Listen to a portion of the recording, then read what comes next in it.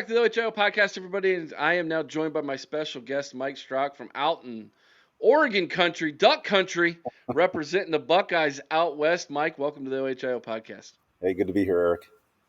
All right, man. So let's start here. How did Mike Strauch become an Ohio State fan? It's a long story. We got plenty of it's time. it's amazing I ever became a fan because I was born in Ohio and I grew up in Fremont, so Okay. that's up near Sandusky where Cedar hmm Point is up in that area. Um, Charles Woodson is from my high school. I got a story about that I'll tell you in a few minutes. But no, I have three sisters. I'm the oldest boy. Mom and dad got divorced when I was, man, I don't know, 10-ish, something like that. My dad was not a sports fan, so I didn't get it from him. I think it's just something I just acquired. I don't know how I started liking Ohio State, but I've loved them ever since I can remember, since I was probably 6 or 7 years old. Um, and I was born in '68, so I started liking Ohio State when Woody Hayes was still the coach, and I can remember them in the Rose Bowls against like UCLA and USC. Um, I mean, I remember Art Schlichter and them going up and beating Michigan and all of that stuff when I was a young guy.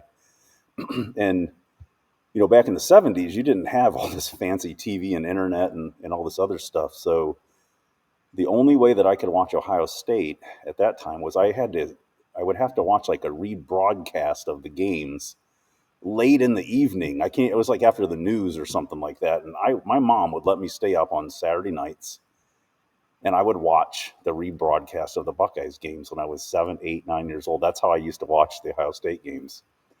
And I've just been a huge Buckeyes fan ever since, and I've always loved them. And in the '80s, I left for the Army when I graduated high school in '86, and so when I moved away, away from Ohio, I was over in Europe for I don't know 3 years, and then bounced around in the States. I spent a lot of time in Alabama, so Crimson Tide is all over the place down there. hmm But the funny thing about moving around and you don't really get to see them on TV, because there was no internet back then. There wasn't even cable TV really. That was just starting to come out, at that time. And so I didn't really get to see them for years. I had to read about them in the AFN Armed Forces paper, Stars and Stripes. And I sort of lost track of them in the late '80s as much as I tried to remember, figure out the scores and their records and how they were doing and things like that. But I just didn't get to see them much in the late '80s and the '90s. So I saw a lot of the Earl Bruce years in the early decade, and then I didn't get to see much of the John Cooper era, thank goodness. But yeah, I missed a lot of that because I just didn't get to see them very often. And then when the internet, came about and TV got better, I could watch Ohio State anywhere and follow them and go on ESPN and all these other things. I spent a year in Korea and could follow them on the internet, so that was nice. But then when I retired from the military, 2006, I think my fandom went a little crazy because when I didn't have the military to worry about anymore and moving around and all this other kind of stuff, I could settle down. I mean, I could watch them every Saturday and pay attention to recruiting and just all these different things. So I would say that my fandom and love for them has uh, grown a lot in the last 20 years, even as much as when I was a kid. But as I've become an older adult, I think I've just grown to appreciate them more. And so it's kind of strange, but the older I get, the more I'm into them. It's sort of crazy, but yeah, I am just I live and die for Saturday when football season comes around. I think my wife hates it because she's not a football fan, but I think she's a fan of Ohio State winning because when they win, I'm much happier and a lot less stressed out. So, Right, right. I mean, that's Excellent. kind of how I became an Ohio State fan. And a little story about high school. Do you remember a guy, he played for Ohio State. His name was Derek Eisenman. No, He I fought, he don't. fought Mike Tyson in Golden Gloves. Um, Anyways, he was a year ahead of me in high school, and the dude was a stud. Okay, he was just the guy was built like Zeus, and he got a full ride to Ohio State, and he started at middle linebacker his freshman year for Ohio State. Look it up. he was really good. The guy used to sit next to me in a couple of classes I had in high school, and him and the high school football coach, who was a teacher, would sit there and talk about plays while they're supposed to be teaching math or something like that, and they'd be up there running, writing down plays for the football game on Friday and stuff. It was really funny. But here's a better story. Me and some of my buddies were playing football in our neighborhood. This, just a pickup game, and so we're playing football, and we were probably 14, 15, in that age group, 14, 15, 16, somewhere in that age frame. And some kids were coming down the street and they wanted to join us and play football. Well, one of the kids, who was only about maybe 8 years old, was Charles Woodson. We didn't know we didn't know him or what he was going to do when he got older. All I know is he was just this little kid that wanted to play football with us, and nobody could tackle that kid. He was 8, and he's playing with teenagers. He was so fast, nobody could tackle him. And then he was a traitor and went to Michigan. So, Yeah. anyways, yeah, that was kind of a funny story. But anyhow, Yeah. yeah, that's kind of me in a nutshell. So, Nice. Nice. All right, man. So I assume the Army got you out on the West Coast then. yeah, I ended up. I had a couple places I could retire at, and I ended up choosing the West Coast out here. I got a job. I was a police officer for a while. That's what I did when I retired, and then I got out of that, and I've just been moving up into some different management positions within some different government agencies. But yeah, that's what brought me out here.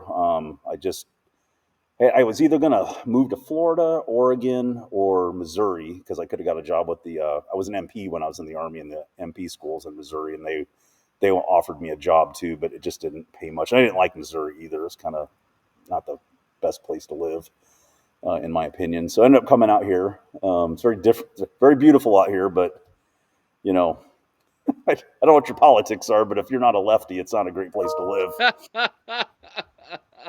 It's a little different out uh, here. yeah, I mean, I did write the song "Quack Quack Crack" earlier when we played them the first time. Yeah, So you yeah, made a song. I ruffled some feathers. Yeah, I you made a did. song after the Rose Bowl. Yeah. Was just fantastic. I forget what it was called, but it was great. That was a good So one.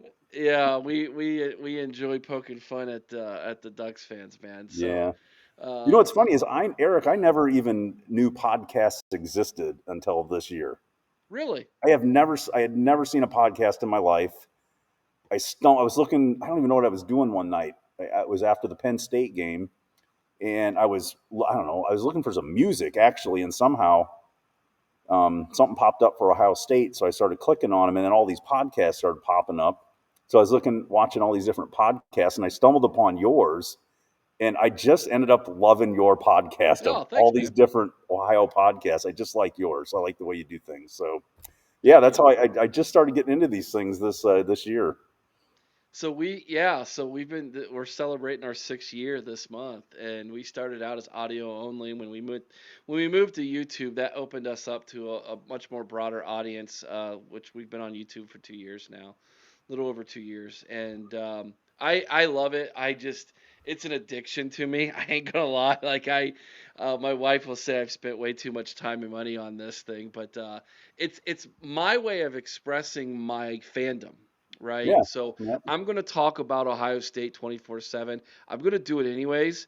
So I might as well just let everybody else in on the conversation, is how I look at it. But we love the community. We're glad you're a part of the community. So let's talk a little bit about this season, man. Like, you want to talk about a roller coaster of emotions. That's what this year was, man. We went from all these huge high expectations to the 1 point loss in Eugene, which, were you at that game, by the way? Did you? so I wasn't at that game. It was my sister's, or my sister's, my daughter's 10th birthday was that Okay. weekend, and so we had surprised her and took her down to Knott's Berry Farm in Southern California. And so all day Saturday, I've got my phone on YouTube TV, watching on my phone the Buckeyes and the Ducks game, and I didn't have a good feeling about it. And sure enough, at the end, it just didn't go our way. But I also had this feeling that I didn't think that loss was going to be a bad thing. I kind of thought maybe I don't think it's, and don't get me wrong, I hate it when we lose. It's horrible. But sometimes losing isn't necessarily a bad thing because it shows you're Right. not invincible. And I think it makes you tighten your shot group up a little bit and go, oh man, we need to pay attention at practice, or if we don't play our best, we can get beat. Anybody can beat you if you don't play your best. And so I didn't think that loss was horrible. It was a fantastic game, though. I will say that. I'll tell you the Mm-hmm. one that got me though was, and I'm 50. I'll be 57 this year, and I was distraught after the Michigan game. I mean, I've never been that upset, dumbfounded, disgusted. I don't even know how to describe it. I was hurting, Mm-hmm. and I You mean, checked my every box that I have checked. my I son like. watched the game with me. My son is 12, and I've turned him into a little Buckeyes fan as well. And so when I pass away, he'll carry on the Buckeyes fandom for me. I know he will. But we were watching the game together, and I try not to get too crazy when I'm around my son. The bad words and stuff. I try not to do that around him. And I was so mad and upset at the end of the game. I just threw my phone down on the ground, and I've never got that mad. And I'm like, I don't even know what to do. So I was watching your podcast for like a week, and I ended up calling in, and we chatted a bit. I don't know if you remember that call or not. Yeah. You probably don't. You talk to lots of people, but yeah, just emotionally it helped me get through it, which sounds crazy, but um, nothing gets me more upset than Ohio State football when they lose. Like it just does something to me. I Brother, get you ain't depressed kidding. when they lose, and it's hard to get over. Like I don't think I felt that. Well, that's the worst I've ever felt. But I hadn't had that feeling since the Georgia playoff loss in 2022. That was a really tough one. But that was a tough one from a different aspect. I didn't expect Ohio State to win that game. I was pleasantly pleased how well they had played in that game and was Yeah. excited that they actually outplayed Georgia and was hoping they would win that game. And if we had had a better damn field goal kicker, we would have won that game. But anyhow, that's neither here nor there. Um, but that Michigan game was different because we were just so much better than them. Mm-hmm. Talent wise, you could see it on the field. We were better than them. And I just don't know how in the world we salted that game away and just let them have it. It was just really, it was hard. And I was watching one of your podcasts probably like a week or two ago, and you were apologizing for how you had felt, about Ryan Day and all that kind of stuff. And when I was listening to you talk about that, I couldn't have said it any better myself because it's exactly how I felt. I thought he should have been fired. I wanted to get rid of him. I thought that loss, and I still feel this way to this day, that the coaches lost that game for the team. However, 100%. I also don't want to put somebody in the electric chair for making a mistake.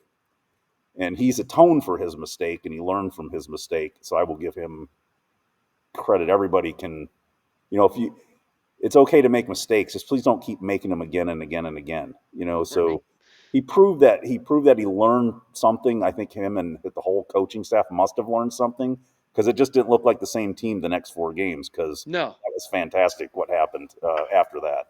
a completely different team. And, I've said it multiple times. I haven't been in a fist fight since high school. I was this close to punching that guy's lights out, man. Like I was this close, brother. Like I couldn't handle it, man. I was just uh and to then go on the run they go on. It's weird because I've witnessed 3 national championships in my lifetime as a Ohio State fan. Me too. 02, 14, and now Yep. 24. Yeah. 02 was such a I don't know that the level of enjoyment and excitement will ever be matched again because the first one, it was first one I've ever witnessed in my life. It was such a upset victory. 14 felt like it was kind of surprising because we lose to Virginia Tech at the beginning of the year, but Mhm. yet hindsight's 2020. You look back and like, oh my God, what a roster! Like how we didn't win in 2015, right? Like those years should have really been flip flopped. Like we should have Yeah. won it in 15. Yeah. Um, And don't get me started on that 2015 oh my gosh, Ed Warner. that dang Michigan State game that we didn't. I don't know. That was a Yeah, debacle. powerful too. Which reminds me of '98, because that Yeah. '98 we had the best team in country again. But which one of those national championships do you? I mean, obviously I the was most on recent one of one your is podcasts where that was one of your main like talking points was like which team was, what was the best, and they're all different. And so to me, the biggest upset and best game was that Ohio State Miami game. I mean, for them to I rewatched that game too, and I'm like, how in the heck did we beat them? I know. Because that was, I think, the biggest upset game and surprise, and it was fantastic. And I love Tressel. I've always thought he was a great coach and a great guy. He got really shafted when he left Ohio State, but I think most people know that, so they don't really Yeah. hold it against him. Um, the 2014 championship team was, I don't want to say it was a surprise. It was the team really overcame the quarterback thing where they lost Braxton Miller, and then JT Barrett's a freshman, and he was really good at leading the team, and he's a good runner, an okay thrower, not great at throwing, but he's a good leader of the team. And then he blows his ankle up in the Michigan game, and then it's like, oh my God, there goes our season. And then Cardell Jones come out of nowhere, and it's like, how in the world did we pull that off on our third string quarterback? I It was know. just unbelievable. But we just had a lot of talent, and getting through. I think like once we got through Alabama, it was that was the beast right there. We got Yeah. through them, and then not that Oregon wasn't a good team, they were, but we were just better than them. I think And Cardell's arm kind of unlocked something in that offense that they yeah, just didn't know that was even there, yeah, right? and when that guy would run, man, he would truck people. I mean, he would just run them over. It Well, was, it he's was a insane. giant He's human big. being. Yeah, yep, I mean, he's not a quarterback. He's like a tight end playing yeah. quarterback, He's huge. That guy's big. But I just like, but what happened this year? I mean, it was insane to be on to lose to Michigan the way that we lost and the morale. I don't know how the team was feeling, but I'm a fan and I felt like garbage. And they were going to play Tennessee, in a couple of weeks, and I'm going, man, I don't know if they can get up off the mat off of this one. And I just didn't know what to expect. And I said, well, I'm going to hold all my kind of thinking until I see what kind of mental state they're in when they play Tennessee. And man, after the first quarter, I said, oh man, it's on. I just had this really good feeling. I'm going, man, they have just unlocked the beast or something, because they really I've not seen them play like this. And I'm going, man, if they play like this every game, man, we might actually do it. And so, I didn't want to get too excited after that Tennessee game, but that was a fantastic, it just like really lifted your spirits after that Michigan loss, and it just sort of made me feel better. And they're like, okay, I don't want to get too excited. Let's see how we do against Oregon, because they are very good. And man, they just dismantled them. And I'm gonna tell you how bad this was. So my best friend out here and I don't, when I say I'm a huge Buckeyes fan, he is a huge Ducks fan, just like I am a Buckeyes fan. I mean, he wears green and yellow, loves the Ducks, follows recruiting. I mean, we get together on the weekends, and that's all we talk about is football. And we're very friendly. Like, we're not like animosity towards each other. We both love college football, and we both love our teams, and we're very respectful of each other. And and we have a good friendship because of that. And we both just, I don't know, we both compliment each other's teams. And he he was in a bad place.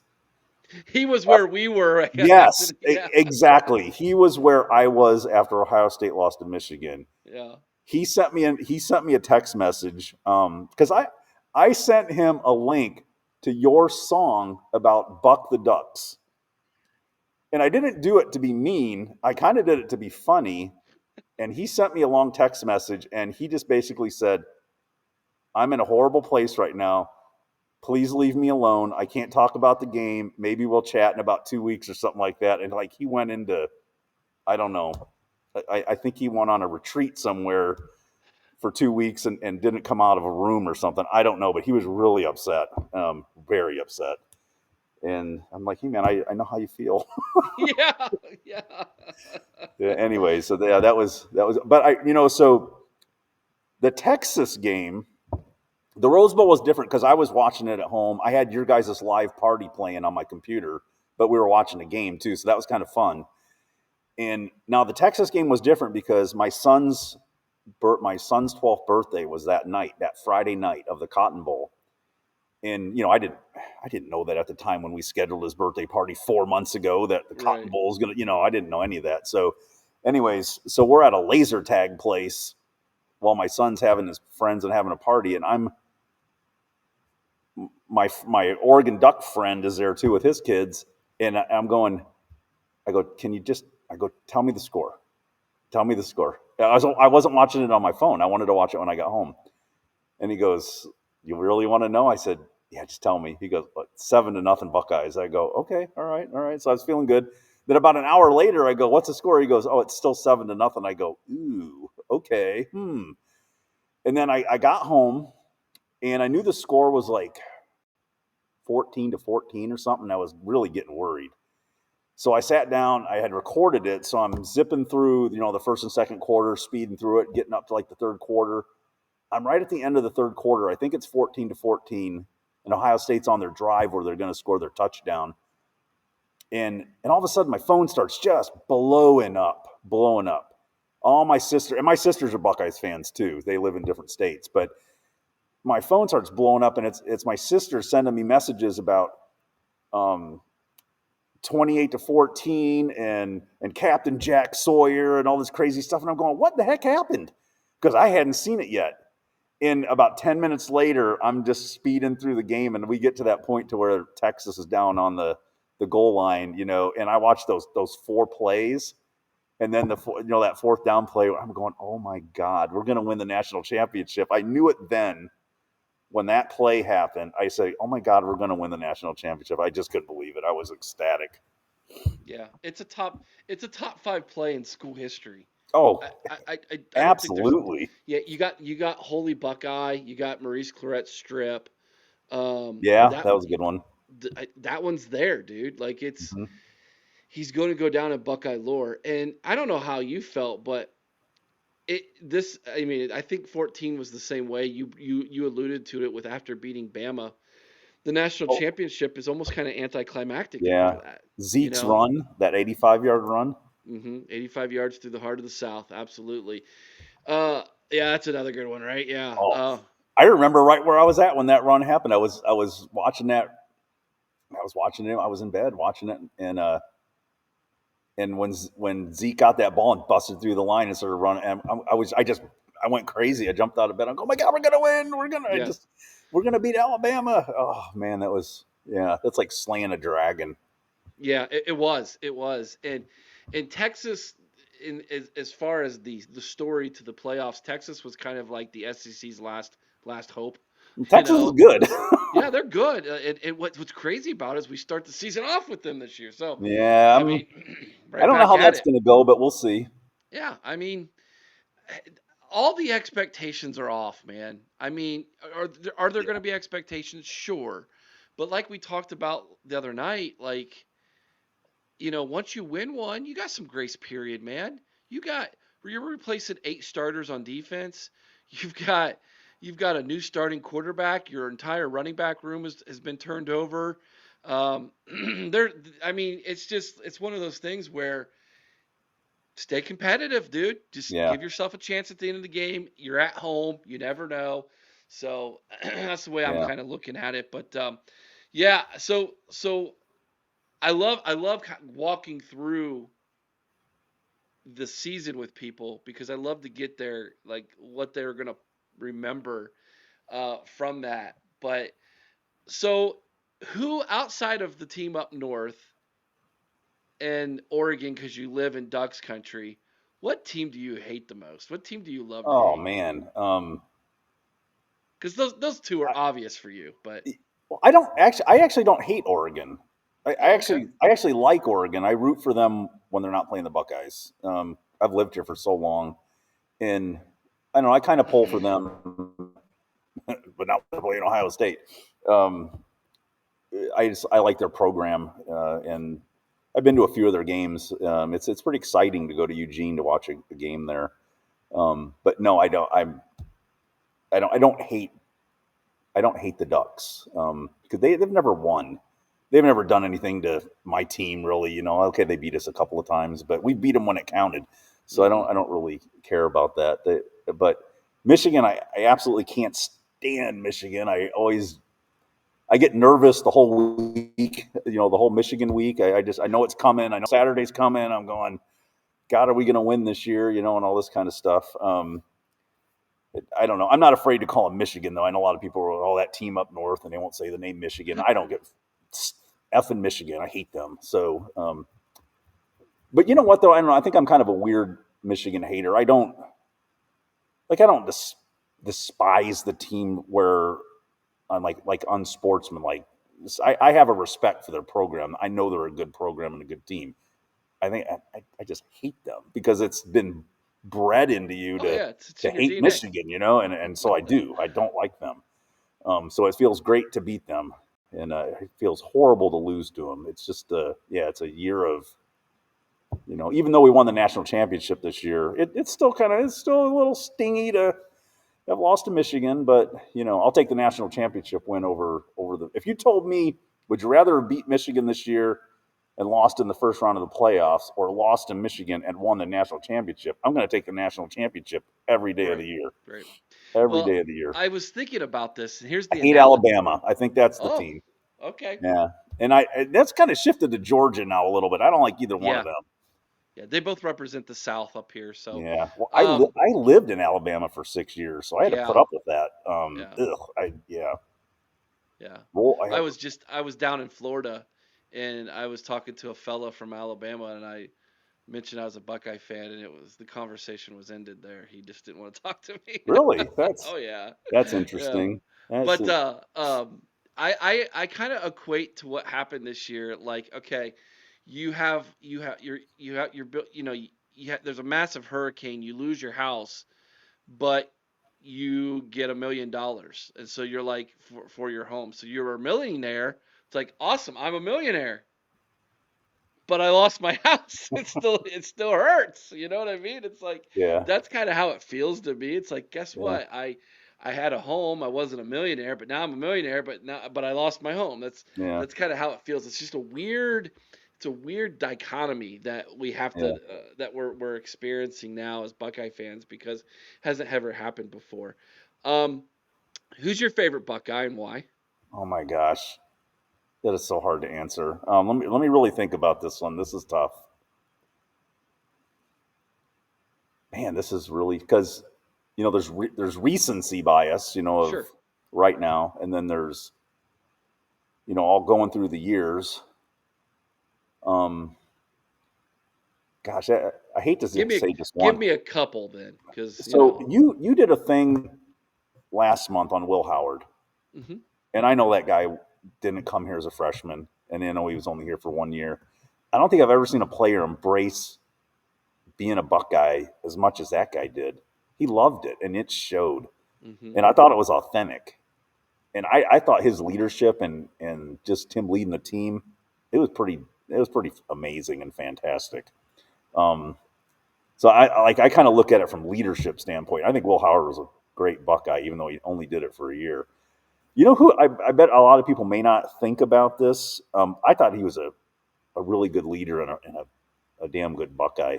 JT Barrett.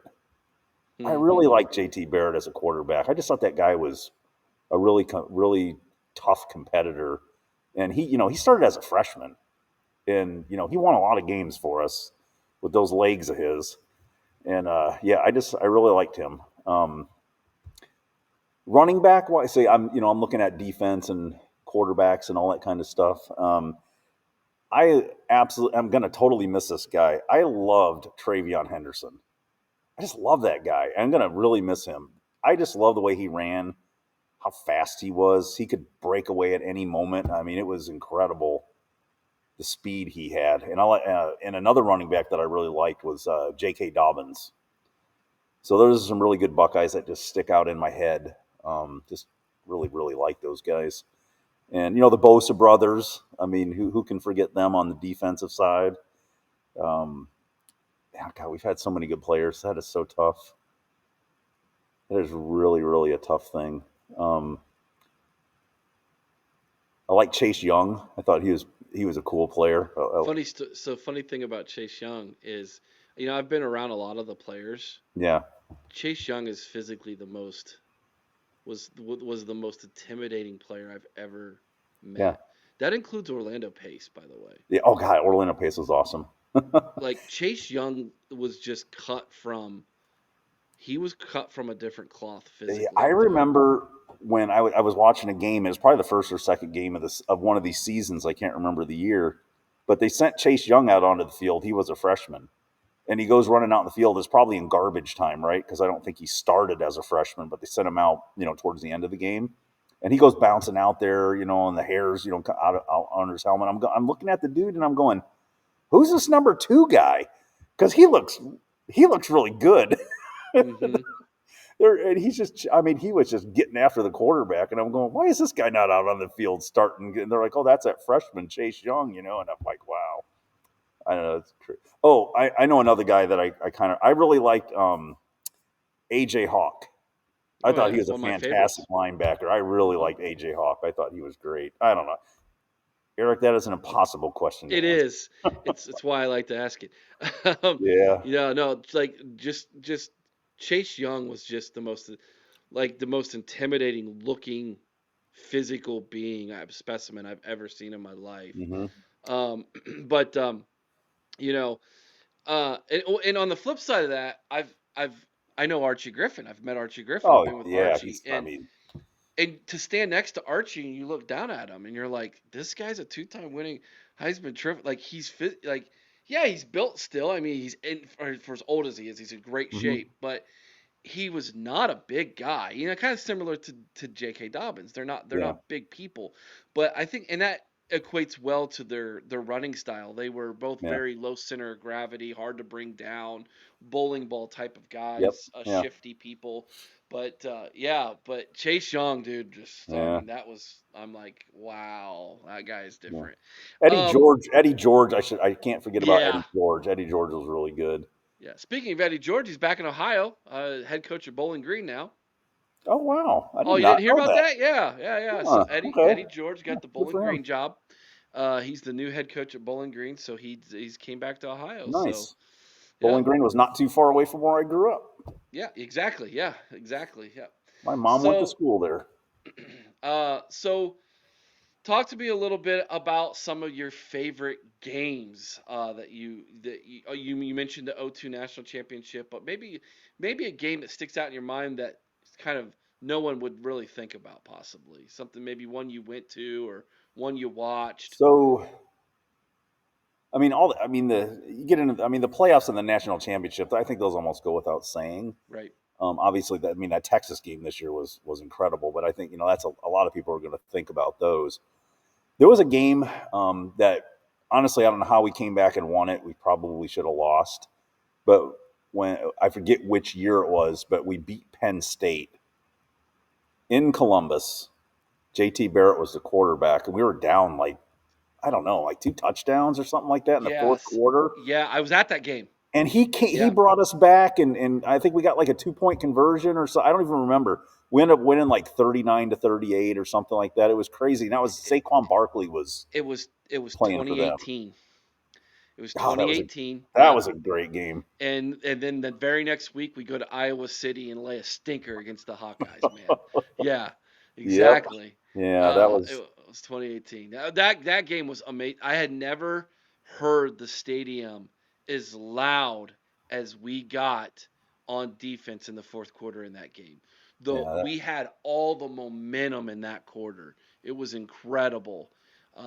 Yeah, you like literally you were shaking standing there yeah, because that was a the whole good one. place was vibrating. That was Yeah, awesome. That's a good there one. were a few Michigan games where like they almost went into overtime, and Michigan went for two. Those were some of those, and then the overtime game we had with Michigan where Urban, uh, like we were.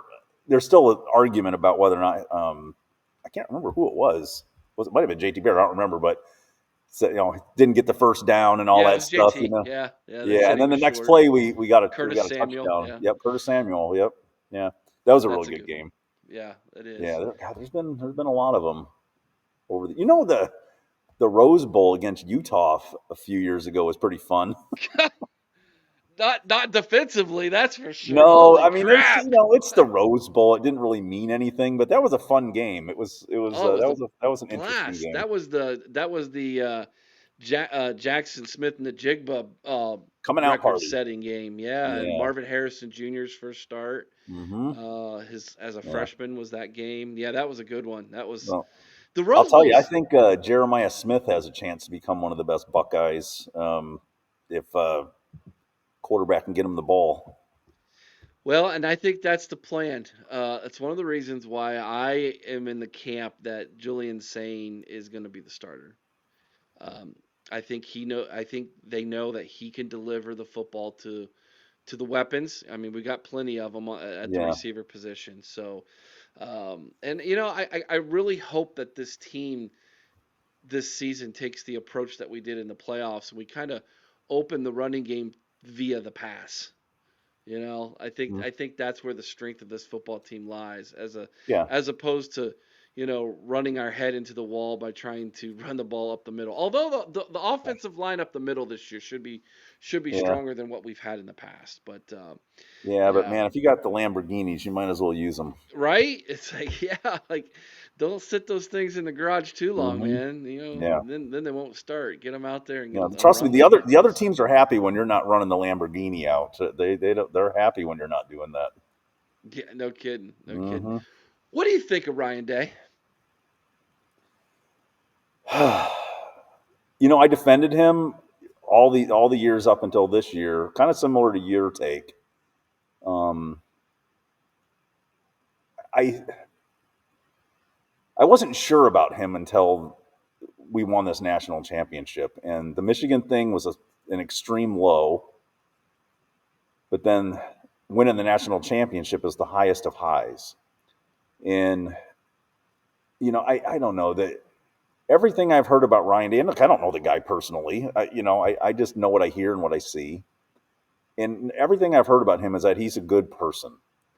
And I think he seems fairly authentic when I see him in interviews. I've always thought that about him, even back in when he took over in like 18, 19. I've seen interviews.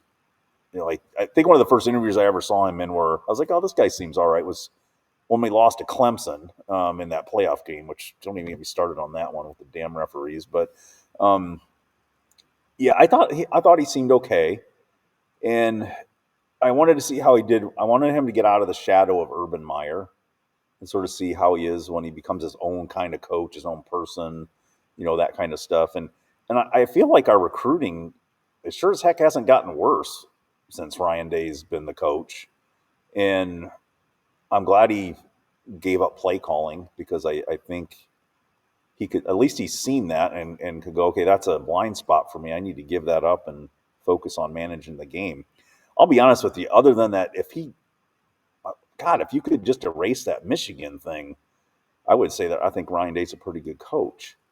Um, the only thing, and so I think overall, I would say I like Ryan Day for the most part. I'm really happy how he recovered, and so, he must have done something right to get that team to focus and go through and win those 4 games because that was no small feat. That was like the Mount Rushmore of a college football run that I don't know that we'll ever see again. I mean, it was incredible what that team did. I don't know if it's just him or if it's the character of the players. Maybe it's a combination. I don't know. Leaders bring out the best in people. Good leaders. It's hard to say. What's a good leader? Well, I don't know. But if they bring out the best in people, however they do it, they must be halfway decent at it. My one thing about Ryan Day was, man, after that Michigan game was over, he really laid an egg as far as being a leader. I didn't like how he handled himself after the game. I didn't like how he looked. His face looked Oh, just the. tell me about it. It was like he was out of it. It was like he Hmm. almost was like in this fog of war thing. He just couldn't. I don't think he could believe what happened, and I think he knew in his mind, how am I gonna get through this one? This is, when you make a big mistake in your life, and you go, man, how do I recover from this? And I think he was out of it for a couple of hours. And that's the one thing as a leader, man, you can't be out of it for a minute. You got to always, be there. But I'm going to give him a pass. He's a human. We're all human. I think he made a mistake of leadership after that game and how that whole thing went down. But he recovered from it, and you know, he. I mean, it's pretty hard to argue that he's not a good coach or doesn't deserve a second chance in people's mind and heart about how they did that, because that was special. So for that, you know, I'm okay with him. He's got to pass with me for a while, but man, he better beat Michigan because Yeah, we can't right. keep we I can't keep know. losing to Michigan. That's not going to fly. Yeah, I know it. It's but and and I keep saying it like I feel like he's got that in him now, and he's gonna be Will Howard with the football, and we as the fans are gonna push him past the goal line against this team. Like I feel like all that pressure is kind of off of him now, and I it's just agree. like let's just go do it now. Let's just do it. Hey, we took down Notre Dame, Texas, Oregon, and Tennessee. We can beat these guys. Like I just think there's an air of confidence around this program that's different Yeah, than what we've had the last few years, and I it's think not so it's like much. let's play to win instead of let's quit trying to Yes, not yeah, lose. exactly, yeah. And it's crazy, but that's good. That's great. Um, if Ryan Day wasn't the head coach of this football team, who would you want it to be? Wow. If I could pick anyone, Yeah, anybody. and they couldn't say no, They have to listen to you. I like Mike Vrabel. I know people, I'm probably sure there's better minds out there as far as, offense and whatever. I just have always liked Vrabel's toughness and I don't know. I like his demeanor on the sideline. He's a Buckeye, and that guy's a Hmm. Buckeye. My sister graduated from Ohio State, and she had several classes with Mike Vrabel. They were a little kind of friends, I guess. I don't know how friendly they were, but anyways, she used to talk about Vrabel all the time. Anyways, I don't know. I just like that guy. I think he would be a great coach for Ohio State, but you know, I don't know. I mean, I don't want to bring Urban Meyer back, and I liked Urban Meyer for the most part. I think he's got a few chinks in the armor, though. Sure. There's a few things there that I don't like about him, and it doesn't mean I don't like Urban Meyer. I think Urban Meyer was a great coach, but Right. I think his run kind of. I think I think he's kind of done. I think Urban is so addicted to winning that losing becomes toxic to him in the program. Yeah, I, I, I think sometimes it can get a little old. If listening to this, I don't know. Well, Maybe that happened like with I don't know if that happened with Nick Saban, and that's why he wanted to retire or something like that. And I think those are two Well, I different think people. I think But s- I think Nick Saban knows how to dance on that line with the team very well, where Urban didn't, and yeah, so I agree. Urban would go over that line, and that's why he had about a 7 year window, and then after that, that window was done, Yeah, and his time was to move on. And yeah, again, I just it think wears I out. think it's I think it's just because losing was so toxic to him. Yeah, I mean, it literally made him ill. I yeah. mean, that's what's crazy about it. But anyways, that's good. You brought up Jim Tressel. Anybody who watches this program knows how much I love Sweater Vest. Uh, Senator Tressel. oh my gosh, a lieutenant governor now. I I mean, know. so I haven't seen him since he was introduced. I don't think he's done anything other than just been a figurehead for the remainder of the Yeah. Wine's tenure here. But I go back and I look at the eras. You got the Cooper era, which a lot of people will immediately just say, well, that's because we lost to Michigan all the time. But the Cooper era, I think if the Cooper era was in this era, John Cooper would have won a couple national God, championships. we had But some good teams then. oh, so he changed recruiting at Ohio State. He was ahead of the curve, ahead of his time. Um, and the teams he had were just some Chris of the Carter, yeah. God, just David Boss. There was just a lot of man. There was a lot of good players. David Boston, and I mean, the receivers, Keith the Byers, maybe that been Earl Bruce. I don't yeah, that remember, was but Earl Bruce. yeah, I get the But years mixed up after a while. yeah, you had Eddie George, you had Orlando Pace, um, Terry Glenn, Yeah, Joe Germain.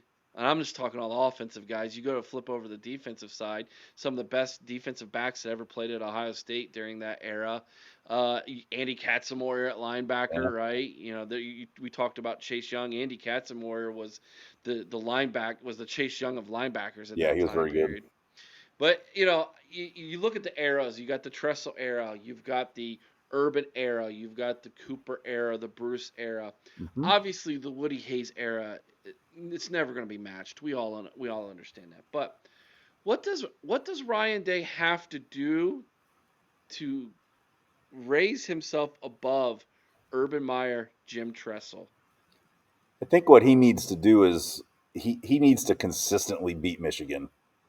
Okay, so Um, you're on Chris's side with this. That's well, what he needs Chris's to answer is. consistently beat them. I can handle a loss to Michigan. It's Hmm. going to happen. It shouldn't be happening in Columbus, and it's happening too much. Um, I don't understand that. We shouldn't be losing to them at home, and it's happened two times in a row now. Uh, that's frustrating to see that happening. And honestly, I didn't think those Michigan teams weren't fantastic teams. I mean, Jeremy Christmas, we were 30 yards away from beating them last year when they won their national championship. If Kyle McCord just wouldn't have thrown this dang interception, I mean, could you imagine if he would have thrown a touchdown pass to Marvin Harrison and Ohio State would have won that game? They might have went on to win the national championship, and we're not even having this conversation. Exactly. Isn't that funny?